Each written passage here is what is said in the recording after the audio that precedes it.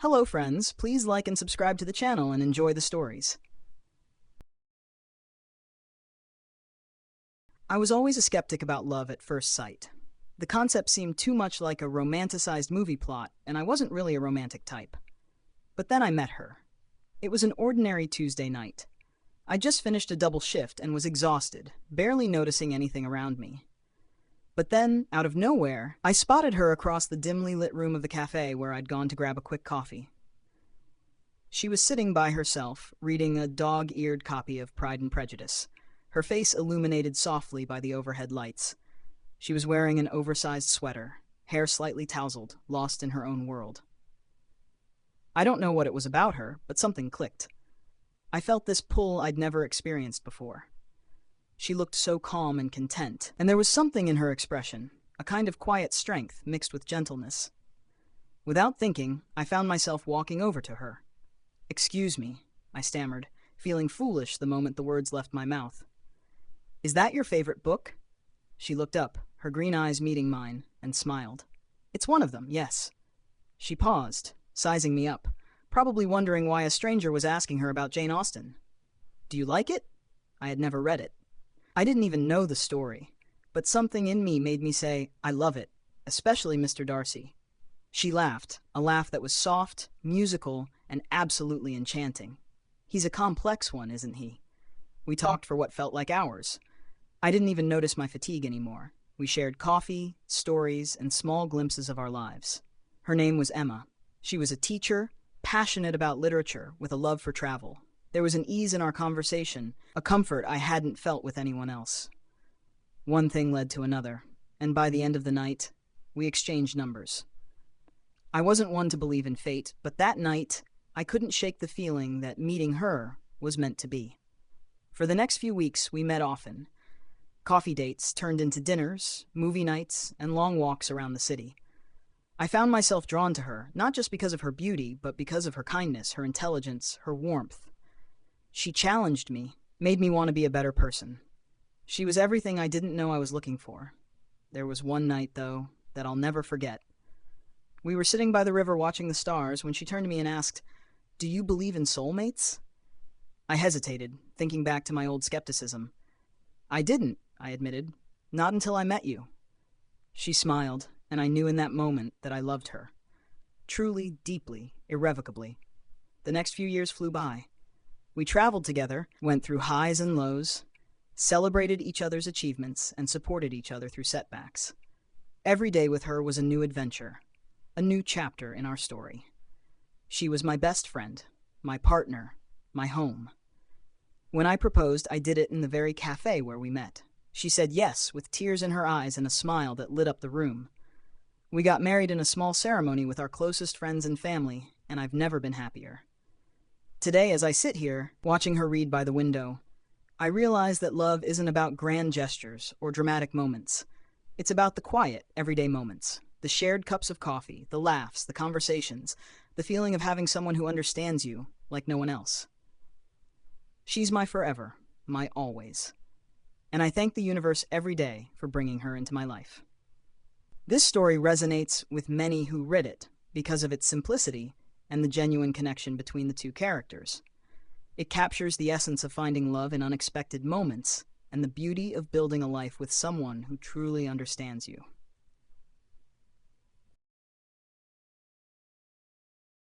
I met Sarah on one of those rainy afternoons that make you want to stay indoors, curled up with a book or binging a series. My roommate had insisted we go out for coffee, swearing that this place made the best lattes in the city. Begrudgingly, I agreed, throwing on a rain jacket and grabbing my umbrella. Little did I know that agreeing to that latte would change my life forever. When we walked into the cafe, I spotted her almost immediately. She was sitting by herself, scribbling in a notebook, a half-finished latte in front of her. She looked peaceful. I don't know why, but something about her captivated me right then and there. It wasn't the typical, "she took my breath away" moment. It was more like I had walked into a place I hadn't known I was searching for. My roommate and I ordered our coffees, and as we waited, I tried to be subtle, sneaking glances her way. After a while, my friend must have noticed because he nudged me and smirked. "Just go talk to her," he whispered, and gave me a push in her direction. My heart pounded in my chest as I walked over, rehearsing a dozen different ways to start a conversation. In the end, I went with, "Hey, I just noticed you were writing. Are you a writer?" She looked up, a bit startled at first, but then she smiled. "Something like that. I'm actually a teacher, but I write on the side, mostly poetry." "Can I see?" I don't know what possessed me to ask that, but she laughed softly and, to my surprise, turned the notebook toward me. Her handwriting was small and neat, looping in careful curves. The lines were raw, honest. They were about love, loneliness, and the beauty of little moments. In that one glimpse, I felt like I understood her, or maybe just saw that she had a depth I wanted to understand. We ended up talking for over an hour. She was incredibly smart, gentle, and a little sarcastic, which I loved. Her name was Sarah, and she loved old books, thunderstorms, and the feeling of cool sheets on warm summer nights. I remember thinking, this is someone I could fall in love with. And that's exactly what happened. We started dating a few weeks later. Every moment with her felt like discovering something new. We'd have these late-night conversations, talking about everything and nothing at all. She would tell me her dreams, her fears, her random thoughts about life and love. We'd laugh until our sides hurt and stay up until the early hours, holding hands, sharing secrets under the stars. She made me feel like I could tell her anything, and she'd understand. We were polar opposites in many ways. She was an introvert who loved cozy nights in, while I thrived on social events and adventure. But somehow we balanced each other perfectly. I brought spontaneity into her life, and she taught me how to appreciate the quiet, to slow down and savor things. I took her to live concerts and hiking trails, and she showed me the beauty of a simple night at home, a blanket fort, and a cheesy rom-com. One day, I took her to the mountains, determined to show her one of my favorite spots, a secluded lake I'd found years ago. As we hiked up, I was worried she'd hate the rough terrain, but she surprised me, laughing as we stumbled through the mud and even racing me to the top. When we reached the lake, we stood there, breathless, taking in the view. And as the sun set, painting the sky in shades of pink and orange, I realized I was completely, utterly in love with her. But our love story wasn't without challenges. A year into our relationship, I got a job offer in another city, an opportunity I'd been waiting for. When I told Sarah, I could see the hurt in her eyes, but she put on a brave face. We tried long distance for a while, but it was harder than either of us expected. We missed each other, and there were nights when we'd argue over small things, the distance making every issue feel 10 times worse. One night, after a particularly difficult phone call, I almost ended it. I thought maybe I was holding her back, that she'd be happier without the constant strain of trying to make things work. But before I could say anything, she whispered, "I don't want to give up on us. I love you, and I'd rather go through the hard parts with you than be without you." Her words broke something in me. I realized then that love isn't just about the easy, happy moments. It's about choosing each other, even when it's hard. So I made a decision. I was moving back. The job wasn't worth losing her, and I wanted to build a life with her, not spend it apart. When I returned, we were stronger than ever. We found a tiny apartment, and though we were broke most of the time, it didn't matter. We filled our little place with laughter, late-night talks, and silly traditions. Every Friday, we'd cook a new recipe together, dancing around the kitchen and making a mess. We'd have picnics in the park, share books, and dream about the future. Then, one summer evening, as we were sitting on our balcony, I looked at her and knew it was time. I pulled out the ring I'd been carrying for weeks and asked her to marry me. She cried, nodded, and whispered, "Yes." I held her close, feeling like the luckiest man in the world. We had a small wedding, just close friends and family. I remember watching her walk down the aisle, thinking about all the moments that had led us here. The rainy afternoon, the late-night talks, the laughter, and even the arguments. Every single moment had brought us closer, had made us stronger. Years later, we're still here, building a life together. We have 2 little girls now, both with Sarah's green eyes and her love for books. Life is busy, messy, sometimes overwhelming, but it's ours. Every day I'm reminded of how lucky I am to have found her, to have chosen her, and to have been chosen in return. This is our love story, a story of chance, of growth, of choosing each other every single day. It's not perfect, but it's real, and it's ours. This story is a reminder that true love grows over time, through challenges, small gestures, and shared dreams. It's the kind of love that deepens with every passing year, making life richer and more beautiful. Lena had never been one for public transport, but when her car broke down on a rainy Tuesday, she had no choice but to take the train. She clutched her coffee and umbrella, feeling slightly out of place amid the regular commuters. As she boarded, her eyes scanned the packed train car, hoping for an empty seat. That's when she noticed him. He was sitting alone by the window, a book open on his lap. There was something about him, a quiet intensity, a kind of calm that stood out against the busy crowd. She couldn't help but stare a little longer than was polite, but before she could turn away, he looked up. Their eyes met for a brief moment, and he smiled, a small, genuine smile. Flustered, she quickly looked away and found a seat nearby. Over the next few weeks, Lena kept bumping into him on her morning train. She'd usually find him reading, sometimes making notes in the margins, completely absorbed. He was clearly a creature of habit. He always got on at the same station, always sat by the window, always read a book. She found herself drawn to the mystery of him, making a little game of guessing what he'd read next. One day it was philosophy, the next it was poetry, and sometimes he'd surprise her with a novel or a science book. She never dared to speak to him. What would she even say? Then, one morning, as Lena boarded, she saw that the only empty seat was right next to him. She hesitated, but figured it was now or never. She sat down, pulling out her own book, but her mind wandered as she thought about striking up a conversation. She could ask about his book, or make a casual remark about the weather. Before she could decide, he looked over at her, smiling warmly. "Hi," he said. His voice was soft, gentle. "Hi," she replied, feeling her face flush a little. They exchanged small talk about the books they were reading and their commute. She learned his name was Daniel, and he worked as a research scientist in the city. Their conversation flowed easily, naturally, as if they'd known each other for years instead of minutes. When the train pulled into her station, she felt a pang of disappointment. She wanted to keep talking. From that day on, they sat together on the train every morning. It became their routine. He'd bring her coffee, she'd bring him a new book recommendation. They laughed, shared stories, and discussed everything from life's big questions to silly little quirks. Lena found herself looking forward to the mornings in a way she never had before. One crisp autumn morning, Daniel was unusually quiet. When she asked if something was wrong, he hesitated, then confessed he'd been offered a position in another city. A big promotion he'd worked years for. He'd be leaving at the end of the month. Lena's heart sank, though she tried to hide it. She knew she should be happy for him, but the thought of mornings without him was hard to imagine. In the weeks that followed, they spent as much time together as possible. Daniel started joining her on the evening train home too, and they'd sit quietly as the city lights flickered by. She found herself falling for him in a way she hadn't planned.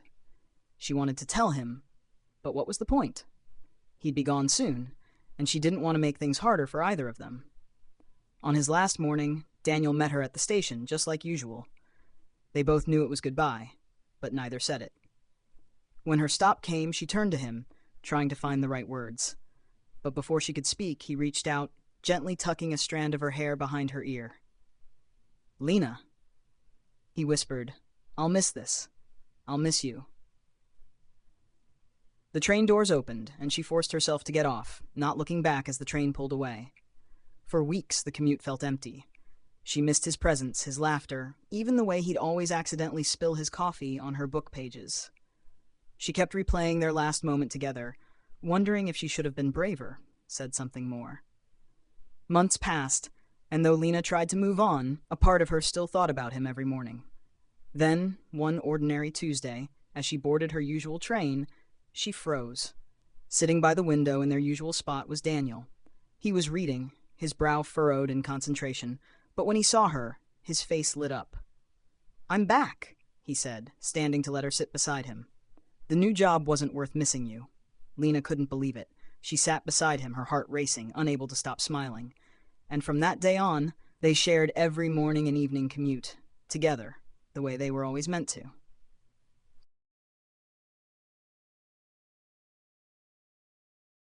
Here's an even longer love story, woven with memories and moments, spanning years and life changes. It's a story about two people who meet by chance, and whose connection becomes a cornerstone of their lives, shaped by both joy and struggle. Title: It all started in a crowded park in the heart of New York City, one crisp fall afternoon. She was running late, clutching her sketchbook as she dodged tourists and street vendors. Caroline was an artist, just out of college, and trying to make a name for herself. She had a small gallery show coming up, and she was lost in thought, mentally preparing for it, when she collided with someone, spilling her sketches everywhere. "Oh, I'm so sorry," she stammered, bending down to gather her papers. That's when she saw him. A man with dark hair, a warm smile, and a kind, patient expression as he helped her pick up her scattered art. "No problem at all," he replied, handing her a stack of sketches. "These are beautiful, by the way. Are you an artist?" "Trying to be," she laughed nervously, pushing a strand of hair behind her ear. "I have a show coming up, actually." "That's incredible. I'd love to come if you don't mind," he said, his tone genuine. For some reason, she felt comfortable around him, despite him being a stranger. His name was Adam, and he was a recent medical school graduate with a calm, unassuming demeanor that put her at ease. They exchanged numbers, and that evening Caroline felt a strange, electric excitement she couldn't quite explain. Adam did show up at her gallery show a week later. She spotted him across the room, standing quietly in front of her painting. She walked over to him, her heart racing. "What do you think?" He looked at her, then back at the painting. "It's like you've put your whole soul into it." From that night on, they were inseparable. They spent weekends exploring hidden corners of the city, finding new places to eat, and talking about their dreams and fears. Caroline loved how steady Adam was, how he listened to her worries about her career and gave her quiet encouragement. He was like a steady rock, while she was all color and spontaneity. He brought a calm to her storm, and she gave him a spark of life he hadn't known he was missing. Years passed. Adam completed his medical residency, and Caroline's career as an artist grew, with her paintings featured in small galleries and local magazines. They moved in together, renting a tiny sunlit apartment filled with sketches, medical textbooks, and plants she'd bought but couldn't seem to keep alive.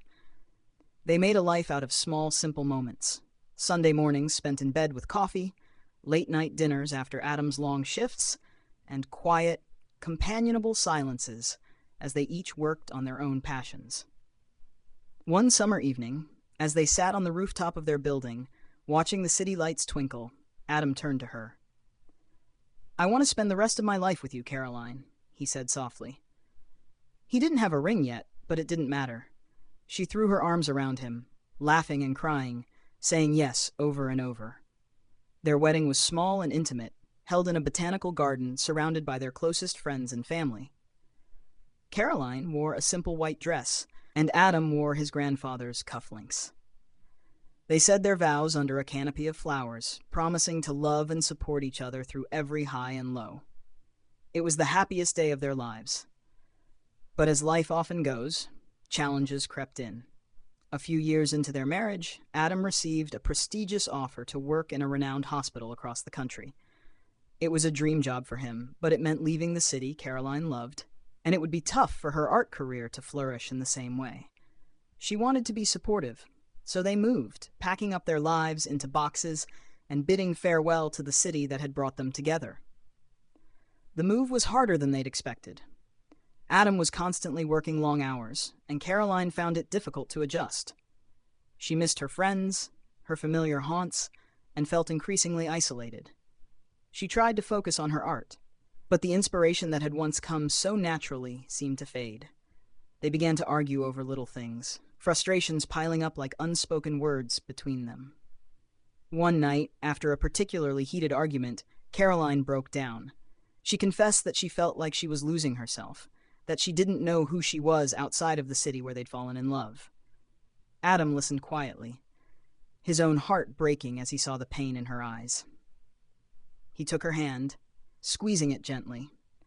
Then let's find a way for you to feel at home again, he said softly. I don't want you to feel alone, and I don't want to lose the woman I fell in love with. They made a plan. Adam cut back on his hours to make more time for her, and they started exploring their new city together.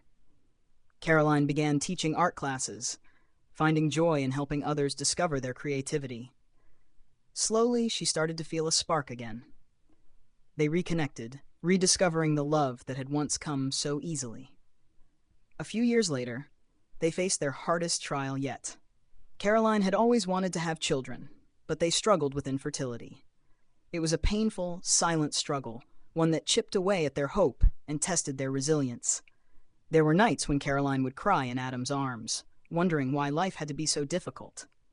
Adam held her through every tear, offering her strength even when he, too, was hurting.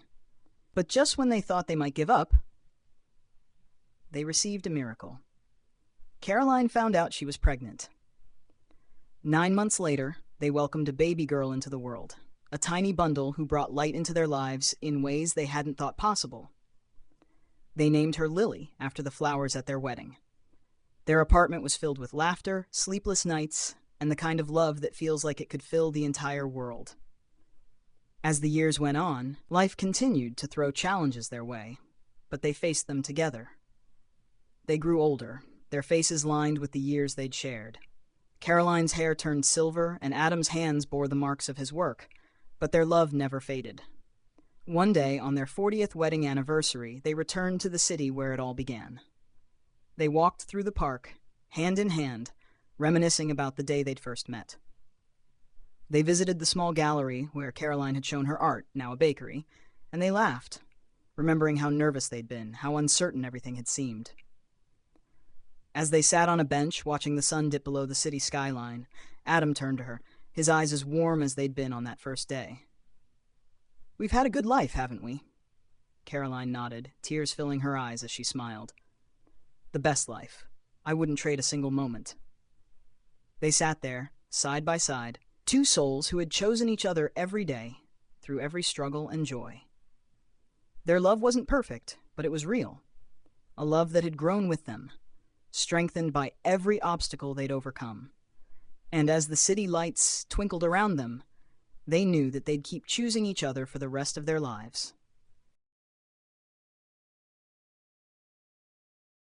Title: Letters from Every Corner of the World.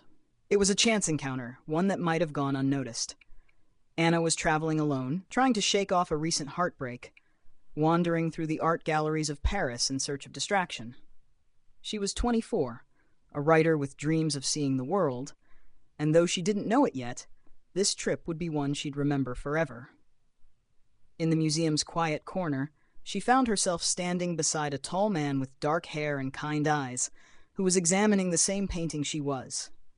They both admired the brushstrokes, noting the way light and shadow played across the canvas. She made a passing comment about how the artist must have been in love with his subject to paint them with such intensity. The man turned to her, surprised, and then smiled. "You can see that too?" he asked, a slight Irish accent coloring his words.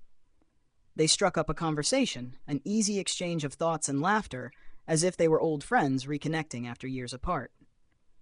His name was Liam, a journalist from Dublin on assignment in Paris. They spent the day wandering the museum, moving from gallery to gallery, forgetting the time and the rest of the world. By evening, they found themselves at a small cafe, sharing coffee and secrets under the glow of streetlights. Before the night was over, they exchanged addresses. Liam was due back in Dublin the next day, and Anna would be heading to Spain soon. They parted ways with promises to write, unsure if they'd ever actually see each other again, but reluctant to let go of the connection they'd felt. True to his word, Liam wrote first. A few weeks after she returned home, a letter arrived, postmarked from Dublin. Anna read it with a growing smile, feeling her heart race with every word. His letter was filled with stories of his latest assignments, his travels, and the way he missed the quiet hours they'd shared. She replied, pouring her own thoughts onto paper, describing her life in vivid detail. Thus began a correspondence that would span years, oceans, and countless life changes. They wrote to each other every month, and with each letter they shared more of themselves. Anna's words were full of her dreams, her struggles as a writer, and the bittersweet moments of everyday life. Liam, in turn, shared tales of his work, his family, and his fears. He traveled often, sending letters from new cities each time, while she stayed rooted in New York, where she was trying to make a name for herself. They told each other everything, things they wouldn't have admitted to anyone else. As the years went on, their letters became longer, more vulnerable. They spoke of love, life, and everything in between, each letter a testament to a connection neither of them could explain. On her 30th birthday, Liam surprised her with a ticket to Ireland. She hadn't seen him in 6 years, not since that first day in Paris, but she accepted the invitation with excitement and nerves. The moment she stepped off the plane and saw him waiting at the gate, she felt the same rush she had all those years ago. They spent a week exploring Dublin and the Irish countryside, talking late into the night, laughing until their sides hurt, and creating memories to last a lifetime. Their bond was undeniable, but when the week ended, they returned to their separate lives. Liam was moving to South America on assignment, and Anna's career in New York was finally taking off. Though they didn't say it out loud, they both knew that they weren't ready to give up their dreams for each other. Not yet. For the next few years, they continued their letter-writing ritual. They both found love and heartbreak with other people, sharing their joy and pain with each other through their letters. Liam married briefly, but it ended in a painful divorce. Anna fell deeply in love with a man who promised her the world, only for him to leave. Through all of it, they were each other's constant, the steady voice in a world that often felt too chaotic. One autumn, Liam's letters stopped arriving. Anna worried, fearing something might have happened. Weeks turned into months, and still, no word. She tried to move on, but the silence weighed on her. She poured her heart into her writing, publishing her first novel to critical acclaim, but she couldn't shake the feeling that a part of her was missing. Nearly 2 years later, she received a letter from an unfamiliar address. Her hands trembled as she opened it, her heart pounding as she recognized the familiar handwriting. Liam apologized, explaining that he had been diagnosed with a rare illness. He had been undergoing treatment and hadn't wanted her to worry. He wrote that he was doing better now, but he'd missed her, missed their letters. He asked if she would forgive him for the silence, for leaving her in the dark. Without a second thought, she wrote back, expressing her relief and joy at hearing from him again. Their letters resumed, but this time they held a new weight. They spoke openly of the time they'd lost, the paths they'd taken, and the feeling that maybe they were meant to be together after all. One evening, as Anna sat on her apartment balcony, staring at Liam's latest letter in her hands, she made a decision. She packed her bags, booked a ticket, and flew to Ireland without telling him. When she arrived, she went straight to his apartment, her heart racing with a mix of fear and excitement. She knocked, and when he opened the door, his eyes widened with surprise. "Anna?" he whispered, barely able to believe she was there. She smiled, tears brimming in her eyes. "I think we've waited long enough, don't you?" They spent the next few days together, finally free from the constraints of distance. Liam showed her the life he'd built, the places that had shaped him, and in every moment, they felt the years melt away. They were two old souls finally finding their place, a love that had survived distance, heartache, and time. Anna moved to Ireland, and they built a life together filled with the love and warmth that had blossomed through every letter they'd shared. They traveled together, Liam sharing the world he'd once seen alone, and Anna finding inspiration for new stories everywhere they went. Years later, as they sat on their porch overlooking the Irish hills, Anna held Liam's hand and smiled. Their journey had been anything but simple, but in that moment, she knew that every twist and turn had led them to where they were meant to be. Together, surrounded by the life they'd both dreamed of, but hadn't dared to believe in. Their love story was one for the ages, a story of letters, patience, and a love that had grown across years and continents, stronger with every passing day. And as they watched the sun set together, they both knew they wouldn't change a single thing.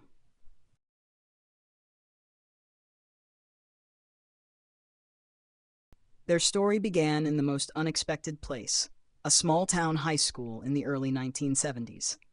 Claire was 15, an introverted girl with big dreams of becoming a writer, and her head was always lost in the clouds. She spent most days hidden in the school library, escaping the mundanity of her small town through novels and poetry. Her quiet world was safe, predictable. Then she met Thomas. He was the complete opposite of her. Tall, athletic, with a magnetic energy that seemed to draw everyone to him. Thomas was the town's star quarterback, popular, confident, and as far as Claire was concerned, untouchable. She thought he barely knew she existed, until the day he sat across from her in the library, flashing her a smile that sent her heart racing. "I see you here every day. You're always reading something interesting," he said, his voice warm and genuine. She blinked, surprised that he'd noticed her, much less wanted to talk to her. They fell into an easy conversation, and before she knew it, they were laughing together, sharing stories and dreams. Over the following months, they grew closer, forming a friendship that was deeper than any either of them had known. Despite their different worlds, they found in each other a confidant, someone who understood their quiet hopes and fears. Slowly, that friendship blossomed into love, and by their senior year, they were inseparable. They spent long summer evenings lying in the grass, talking about their futures, making grand plans for a life they'd build together. But when graduation came, life threw a wrench into their dreams. Thomas was offered a football scholarship at a university several states away, a chance too good to pass up. Meanwhile, Claire had her heart set on a prestigious writing program on the other side of the country. They were torn, caught between their dreams and each other. In the end, they made a bittersweet choice to pursue their passions, even if it meant being apart. They promised to stay in touch, to make it work somehow. They said goodbye with tearful embraces and whispered promises of forever, though neither knew if they'd truly keep them. For the first few years, they wrote letters religiously, pouring their hearts onto paper, sharing every triumph and heartache. Thomas struggled with the pressure of college football, while Claire wrestled with the loneliness of being far from home. But through it all, their letters kept them connected, reminding them of the love they had left behind. Then, life pulled them further apart. Thomas was recruited by a professional football team, and his career took him across the country. Claire, meanwhile, began publishing short stories and eventually landed a book deal. Her life was filled with book tours and endless deadlines. The demands of their careers consumed them, and the letters gradually became less frequent. Until one day, they simply stopped. The years that followed were a whirlwind for both of them. Thomas became a successful athlete, adored by fans, but always feeling a hollow ache where Claire had once been. Claire went on to publish several best-selling novels, pouring her love and loss into her work, each book a reflection of the life they'd once dreamed of. They both moved on in different ways. Thomas married a woman he met through his career, someone who understood the demands of his life, but never quite reached his heart in the way Claire had. Claire, too, married a fellow writer who admired her passion but sensed that her heart still held on to a past love. Decades passed. They built lives and families, raised children, celebrated milestones, and yet they always felt a faint echo of what could have been, a soft whisper of the love that had once been so consuming. They were happy in their own ways, but both carried a quiet, unspoken yearning for the person who had once completed them. In their early 50s, both Claire and Thomas found themselves unexpectedly single again. Thomas's marriage had ended after years of growing apart, while Claire's husband passed away suddenly, leaving her to pick up the pieces of a life that had once felt secure.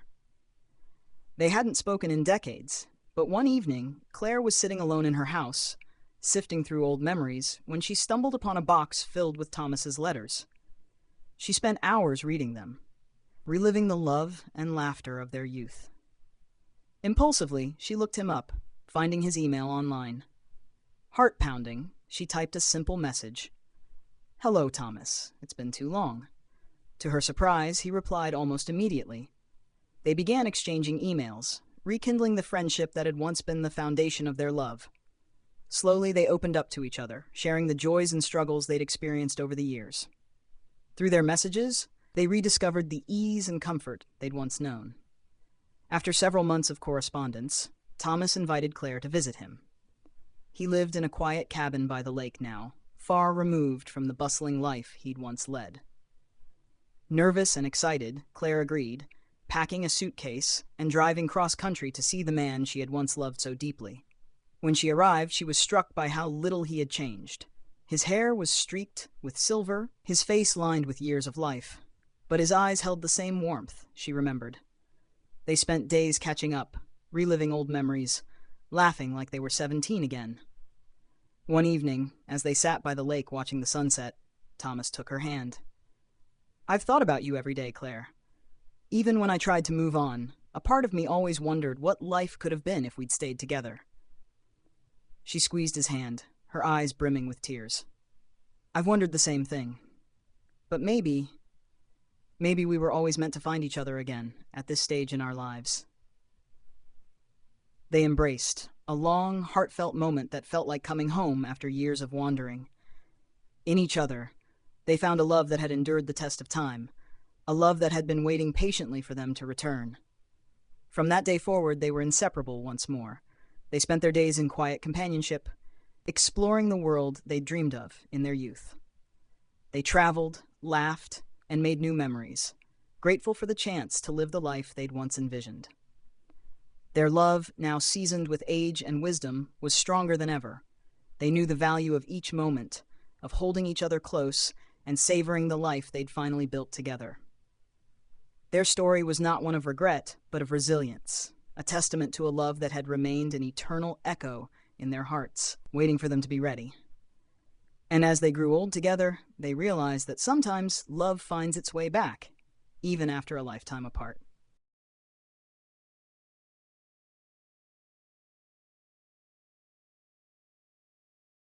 Here's an expanded love story that spans generations, diving deeply into the lives of two individuals whose love is tested by separation, loss, and fate. It captures not only their relationship, but also the impact it has on the people around them. A love that echoes through generations, shaping families, friendships, and destinies. Tidal Waves of Time. In the summer of 1928, Eleanor Stone was a young woman living on the coast of Cornwall, England. Raised in a fisherman's cottage, Eleanor was no stranger to the hard life of the sea, but she harbored dreams beyond her small village. She was an artist, spending hours painting the rugged cliffs and misty waves that surrounded her. She dreamed of moving to Paris, where she could study art and find her voice as a painter. One evening, she was painting by the water when she noticed a man standing on the beach, watching her with a quiet intensity. Tall and handsome, with a gentle smile, he was unlike anyone she'd ever met. His name was William Grayson, an American who had come to Cornwall to trace his family's roots. He was studying literature at Oxford, and his visit to her village was a temporary escape from the pressures of his studies. Their connection was instant, as if they had known each other in another life. They spent that summer together, roaming the cliffs, sharing their dreams, and learning about each other's worlds. He told her about America, with its bustling cities and vast landscapes, and she told him about her dream of becoming a painter in Paris. As they walked along the shore, he read her poetry, recited lines from Shakespeare, and even tried his hand at sketching, laughing when his attempts fell short of her talent. As the end of summer approached, William had to return to Oxford. They promised to write, and Eleanor vowed to wait for him. But life, as it often does, had other plans. For a time, they exchanged letters, each one filled with love and longing. But as the years passed, their letters became less frequent. Eleanor's father fell ill, and she was needed at home to care for him. She put her dreams on hold, staying in Cornwall to look after her family. William, meanwhile, was swept up in the world of academia, eventually becoming a professor in New York. They both loved each other fiercely, but the distance between them felt insurmountable. After several years without a single letter, Eleanor received news that changed everything. William had married a woman he'd met in New York, and they had a son. She was devastated, but accepted that he had moved on, and perhaps, she thought, it was time for her to do the same. In the years that followed, Eleanor found comfort in her art, pouring her heart into her paintings.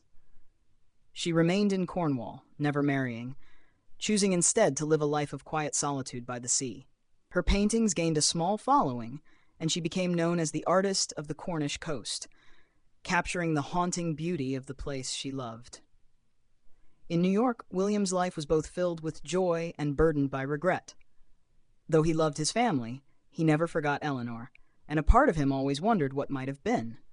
He named his son after her, a small tribute to the love he'd left behind. Over the years, he shared stories of his time in Cornwall with his son, hoping to pass down the memory of the woman who had once captured his heart. Decades passed. Eleanor grew older, her once vivid hair streaked with silver, her hands weathered but still steady with a paintbrush. She continued to paint, even as her eyesight began to fade, capturing the essence of the sea with each stroke. By then, she had resigned herself to a life alone, content with the art she'd created and the memories she held close. In the early 1980s, a young woman named Amelia Grayson arrived in Cornwall, carrying a letter from her late father, William. He had passed away a year earlier, leaving behind a message for Amelia to seek out the woman he had loved and lost. Growing up, Amelia had heard stories of Eleanor, the painter who lived by the sea, the woman who had captured her father's heart. Intrigued, she set out on a journey to find this elusive figure from her father's past. Amelia found Eleanor in a small cottage near the cliffs, painting by the window as she had done for decades. The two women connected instantly, bound by their love for the same man. Eleanor was moved by the presence of Amelia, seeing in her a part of William she had missed all these years. Over tea, Eleanor shared stories of that long-ago summer, and Amelia listened, captivated by the romance and tragedy of it all. She showed Eleanor the letters her father had written, letters he had never sent but had kept tucked away in a drawer. Reading his words, Eleanor felt a bittersweet joy, knowing that he had never truly forgotten her. Amelia stayed with Eleanor for several weeks, learning about her father's first love and discovering parts of her own history she had never known. She watched Eleanor paint, learning the rhythm of her life by the sea. Inspired by Eleanor's art, Amelia decided to take up painting herself, feeling the same pull toward the coast and its mysteries. When it was time for Amelia to leave, Eleanor gave her a painting, a portrait of William, painted from memory, with all the love and sorrow she had carried over the years. She asked Amelia to take it with her, as a reminder of a love that had endured despite time and distance. In the years that followed, Amelia returned often to visit Eleanor. The two became like family, and Amelia continued to paint, carrying on Eleanor's legacy. She opened a gallery in New York, dedicating it to her father and Eleanor, showcasing their story through art. Eleanor's paintings were displayed in the gallery, and they became widely celebrated, their haunting beauty resonating with people around the world. Eleanor passed away peacefully in her sleep at the age of 96, her final days filled with memories of her beloved William and the knowledge that their love had not been in vain. She left her cottage to Amelia, along with all her unfinished paintings, trusting her to complete them. Amelia honored Eleanor's wish, spending her summers in Cornwall, painting the cliffs and the sea, feeling her father's spirit with her. Over time, she met a local man, fell in love, and built a family of her own. Her children grew up by the sea, surrounded by their mother's art and the story of their grandparents' love. As Amelia grew older, she continued to paint, each brushstroke a tribute to the legacy left behind by her father and Eleanor. She often thought of how love could shape lives across generations, like waves carving the shore. Years later, when Amelia herself was an old woman, she visited her father's grave, carrying with her one of Eleanor's paintings. She placed it by his headstone, whispering, "You were never alone. She loved you till the end." And thus the love story of William and Eleanor, which had begun with the whispers of the sea and dreams of a summer long past, lived on, passed down from generation to generation, a love as enduring as the tides, as timeless as the sea.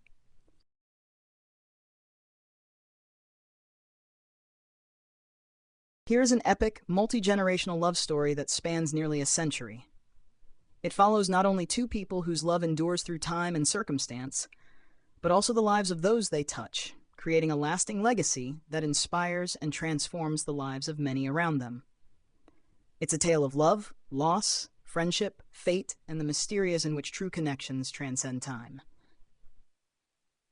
Title Whispers Through the Ages. In the year 1914, amidst the hustle of pre-war London, Isabella Clarke was a young woman of boundless ambition. She dreamed of becoming a physician, a nearly unheard of aspiration for a woman at the time. The daughter of an academic and a suffragette, Isabella had a sharp mind and a compassionate heart, and she wasn't afraid to challenge convention. Yet even as she prepared to apply to medical school, she felt something missing from her life. An ache for adventure, for something grander than the daily grind of London society.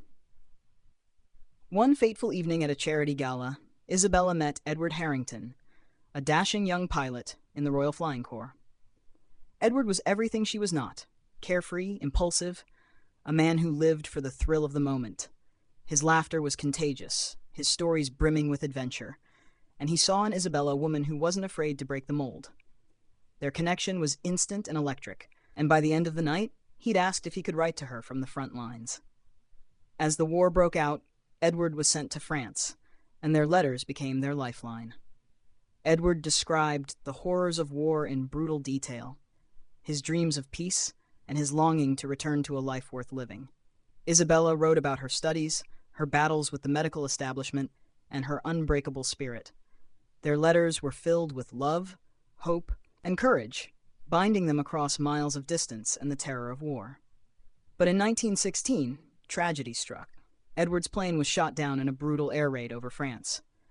Isabella received the news in a short, formal telegram. Lieutenant Edward Harrington reported missing in action, presumed dead. She was shattered, her dreams and heart broken into pieces. Despite her grief, Isabella pushed forward, graduating from medical school and becoming one of the first female surgeons in England. She devoted her life to helping others, but Edward's memory lingered in her heart. She never married, instead dedicating herself to her patients and living a life full of purpose, forever haunted by the love she had lost. In the years that followed, Isabella adopted a young girl, Rose, who had been orphaned during the war. Rose grew up surrounded by Isabella's strength and compassion, inspired by her mother's bravery and dedication. Rose, in turn, became a nurse, dedicating her life to the profession that had shaped her family. Isabella, though scarred by loss, found new joy in Rose, sharing stories of her past, instilling in her the value of courage and passing down her love of literature, medicine, and the arts. In 1939, as Europe once again braced itself for war, Rose met James, a young soldier stationed near their hospital in London. James was quiet and reflective, deeply philosophical, yet kind-hearted. Rose was immediately drawn to him, recognizing something familiar in his gaze, a warmth, an unspoken resilience that reminded her of the stories Isabella had shared of Edward. They fell in love amidst the chaos, marrying in a small ceremony, both aware that time was precious and that they might lose each other to the same cruel fate that had taken Isabella's great love. James went off to war, leaving Rose with letters that bore an uncanny resemblance to those Isabella had once cherished from Edward. As Rose read them, she felt the echoes of the past, a strange connection to her mother's long-lost love. Miraculously, James returned from the war, scarred but alive, and they built a life together, raising a family in honor of the legacy that Isabella had begun. As Rose grew older, she often wondered about Edward and the love her mother had lost. She had kept all of Isabella's letters from Edward, reading them on quiet nights, feeling a deep connection to the man she'd never met. After Isabella passed away peacefully in her sleep, Rose made a vow to find out what happened to Edward, hoping to bring closure to her mother's story. With the help of historians, Rose uncovered records indicating that Edward had survived the plane crash and was taken as a prisoner of war, spending the remainder of his life in a remote village in southern France. Too injured to return home and believing himself forgotten, Edward lived in solitude, working as a schoolteacher in the village. In his final years, he became something of a local legend, a quiet man with a tragic past, often seen writing letters he never sent, gazing at the sky as if searching for someone he'd lost. In 1971, Rose traveled to the village where Edward had lived, bringing her daughter, Clara, who had inherited her grandmother's fierce spirit. They visited the small cemetery where Edward was buried, and Rose placed a letter of her own at his graveside, a letter written by Isabella in 1916, one of the last she had sent to him. In it, Isabella had written about her hopes, her dreams, and her wish that somehow Edward would find peace. As Rose and Clara left the cemetery, they felt a sense of closure, a feeling that the love Isabella and Edward had shared had not been in vain, that it had lived on in their family, shaping the generations that followed. Clara, inspired by the family's incredible story, became a writer, documenting the love of her grandmother and Edward, the courage of her mother Rose, and the impact of love through time. Her book, Letters Across Time, became a bestseller, touching lives around the world. People were drawn to the idea that love, once truly felt, never fades. It simply changes, becoming part of the lives it touches. Years later, Clara's daughter Emily grew up reading the book, feeling an unbreakable connection to her family's past. Inspired by Isabella's journey, Emily became a doctor, driven to make a difference in the world. One day, while working with an international medical organization in France, she met Leo, a historian with a passion for World War I, who had read her family's story. As they talked, they discovered an undeniable bond, as if they had known each other all along. Leo proposed to Emily at the very spot where Isabella and Edward had first met, on a quiet beach along the English coast, completing a circle that had begun nearly a century before. They married, dedicating their lives to the value Isabella, Edward, Rose, James, Clara, and all those before them had embodied: courage, compassion, resilience, and above all, love.